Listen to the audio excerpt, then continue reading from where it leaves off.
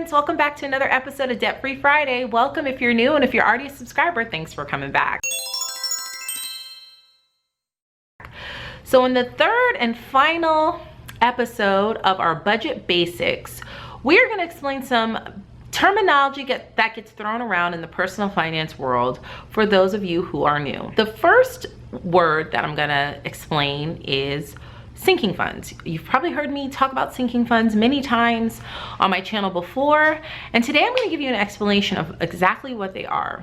Now, the finance definition of a sinking fund is this: a fund formed by periodically setting aside money for a gradual repayment of a debt or replacement of a wasting asset. Now, Dave Ramsey made this term very popular, and if you don't know who Dave Ramsey is, I posted a video about that last week. You could click this box here or click on the card inserted here. But essentially what he defines as a sinking fund is money that gets put away for an expense that has yet to come. So for instance, for me, I have a lot of sinking funds, because if you plan your sinking funds right, then you probably will hardly ever have to touch your emergency fund except for a true emergency. So for example, I know that I'm going to have to spend at least $1,200 on my car next year in an expense. It's just inevitable. Say you need to get new tires, or you know this problem's coming with your car and it's going to be around $1,200. That means that from January through December, you put away $100 a month. Boom, basic math. So that at the end of the year, you have $1,200. You have this money sitting there to use so that you don't have to touch your emergency fund. And I plan like this for everything. I put money away every year for our vacations.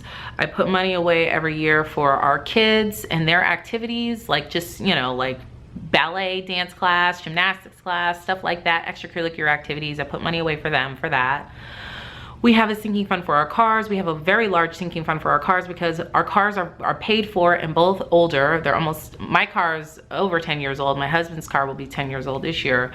So we put a lot of money away for car maintenance because that's inevitable. It will happen. So I just want to have that money set aside so that I don't have to touch my true emergency fund.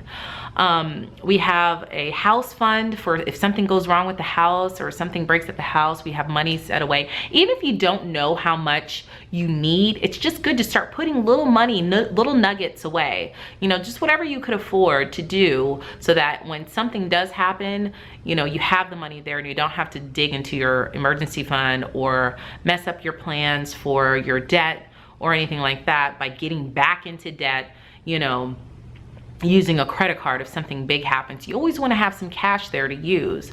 And that's why I'm an advocate of really sitting down and planning out your debt-free journey, because, and I explain all of this in my zero-based budgeting video. You can click this box here if you want to, or I'll insert a card. But it's good to sit down and plan. It's not about how fast you can get out of debt. You know, oh, I paid this amount of money off in 6 months or this amount of money in 12 months. You really have to sit down and plan, because as an adult, you know, especially if you have children, if you own a home, if you own your car, like expenses will just come flying out of the sky. And so you don't want to throw all of your cash at your debt and then don't have anything when something happens, and then you have to put yourself, dig yourself deeper in a hole with debt because you don't have the cash to pay for an expense that happens. So it's important to plan your debt-free journey out, you know, so that you can afford to save some money for your sinking funds and you can pay off your debt as aggressively as you can without completely depleting your cash that you have available. So that's why I think it's important to really plan your sinking funds. Think about any kind of expenses that can come in the future. We do this for, my husband and I do this for technology. We get new phones every 2 to 3 years. And so I plan that out with sinking funds. We pay cash for that. We have a homeowners association fee that we have to pay every year. That gets paid and saved through sinking funds. I mean, everything. We pretty much plan everything through sinking funds. So and like I said, I have a video all about sinking funds and how I budget for our sinking funds. You can click this box here, and or I will insert a card here if you're interested. But that's pretty much the explanation of sinking funds. The other term you may hear that gets said quite a bit is being gazelle intense.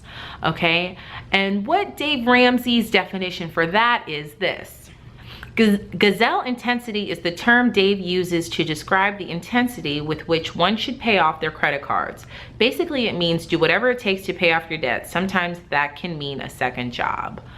So that is just really hardcore focusing on your debt and just doing everything and anything to do to get out of debt. Now, I've heard some people through Dave Ramsey's radio show, which I listen to religiously every single day. I used to listen to it. I don't listen to it every day now, but I used to every single day just to keep me motivated. People would like sell their second car. They would go down to a one-car household. Some people would just sell pretty much almost every and anything in their home that they had laying around. They would get a second job. They would start delivering pizzas on the side or newspapers just to throw any amount of extra income they can at their debt. Now, I love the hyper focus of people who are gazelle intense. I think it's wonderful to be that fired up and that encouraged to get out of debt.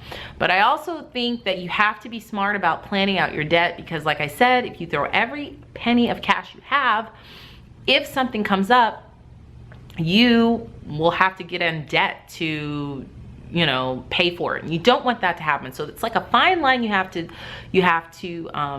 walk. I mean, you want to throw as much cash as you can towards your debt, but then you also want to just save just enough to cover any unexpected expenses that may come.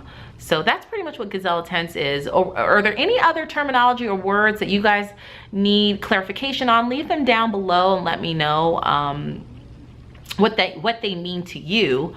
And also let me know what baby step are most of you guys on right now. I'm just interested. Like I said in the previous video, last week's video, my husband and I are on baby steps 4, 5, and 6 right now. We're doing that at the same time, and I'm curious to know what baby steps you guys are on. So leave a comment down below and let me know if you guys have any other questions when it comes to budget basics, or any beginners that have questions. Please feel free to email me or leave me a message through YouTube, or just leave a comment, whatever you're comfortable with. If you haven't hit that subscribe button, hit that button down below and check my previous video out here. And also check me out on all my social media platforms listed down below. Thank you guys so much for watching, and I'll see you in the next video. Bye.